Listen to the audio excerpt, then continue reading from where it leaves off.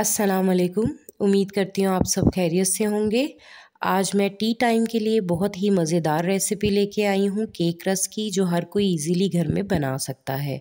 तो आइए इसको बनाना स्टार्ट करते हैं। इसके लिए 100 ग्राम बटर लिया है रूम टेम्परेचर पे। इसके अंदर हाफ़ कप पाउडर शुगर शामिल करेंगे, ये भी रूम टेम्परेचर पे है। थोड़ी थोड़ी करके शुगर शामिल करेंगे और साथ में हमने इसके अंदर ऐड करने हैं 3 एग्स रूम टेम्परेचर पे। एक एक एग शामिल करते जाएंगे और बीट करते जाएंगे। अगर आप आरफास किचन पे न्यू है तो इसको सब्सक्राइब कीजिए और बेल आइकन का बटन प्रेस करें नोटिफिकेशंस के लिए। वीडियो को लाइक शेयर कमेंट ज़रूर कीजिएगा।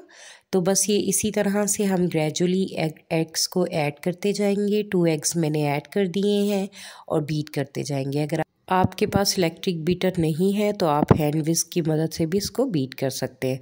कम से कम 5 मिनट बीट कीजिएगा ताकि कलर जो है वो थोड़ा सा चेंज हो जाए। तो ये देखें, हमने तीनों चीज़ों को कंबाइन कर दिया। 1 टीस्पून वनीला एसेंस शामिल करेंगे और इसको अच्छी तरह से बीट कर लेंगे। अब जो हमारा क्या कहते हैं लिक्विड इंग्रेडिएंट्स हैं वो रेडी हो गए हैं। तो बीटर को साइड पे करके स्पैचुला ले लेंगे और एक छन्नी रख लेंगे। आपने जो मैदा है वो 1 कप लेना है और छान के यूज़ करना है। इसके बाद इसके अंदर 1 टेबलस्पून बेकिंग पाउडर शामिल करेंगे और इसको भी छान के ही शामिल करेंगे और इसको अच्छी तरह से मिक्स कर लेंगे। अब हमने स्पैचुला की हेल्प से स्लोली स्लोली इसको मिक्स करना है। तो ये देखें, स्क्वायर मैंने पैन ले लिया था, जो ब्राउनी वाला पैन होता है। इसके अंदर ये सारा मिक्सचर डाल देंगे। अवन को प्री हीट होने रख दिया था 250 सेल्सियस पे।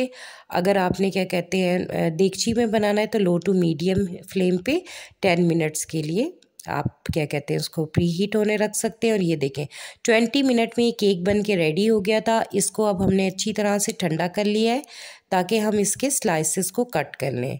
अब हम इसके परफेक्ट से स्लाइसेस उतार लेंगे। पहले साइडों से उतार लेंगे, फिर सेंटर से 2 कर लेंगे और क्या कहते हैं फिर इस तरह से साइड से। ये भी 2-2 केक रस साइड से निकल आएंगे। अच्छा, केक रस जो आपने कट करने हैं ट्राई कीजिएगा थोड़े दरमियाने साइज़ के हों, बहुत ही ज़्यादा पतले और बहुत ही ज़्यादा थिक ना हों। दरमियाने साइज़ के कट कीजिएगा।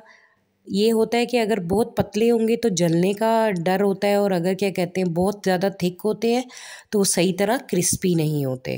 तो ये देखें परफेक्ट मैंने साइज़ के कट कर ली हैं। तो अब इसी तरह से हम सारे जो हैं वो कट कर लेंगे। अगर आपको जो साइडें हैं वो सही नहीं लग रही तो आप निकाल सकते हैं। तो इस तरह से मैंने देखें थोड़े थोड़े साइड से उतार के तो सारे केक रस रेडी कर लिए हैं। इस तरह से मैं ये दूसरे वाले भी रेडी कर लूँगी।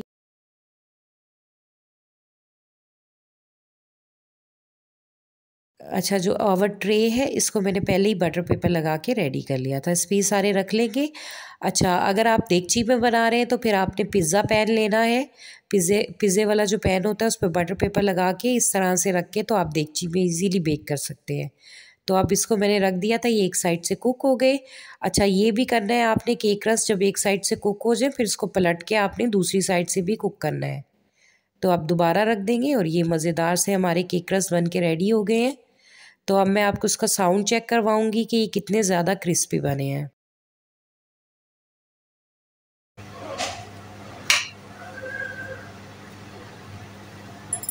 ये देखिए कितने क्रिस्पी हैं और इसको तोड़ के भी दिखाऊंगी। ये देखिए। तो रेसिपी आई होप आप लोगों को अच्छी लगी होगी। अच्छी लगी तो लाइक शेयर कमेंट कीजिएगा। मिलूंगी एक नई रेसिपी के साथ, तब तक अल्लाह हाफिज़।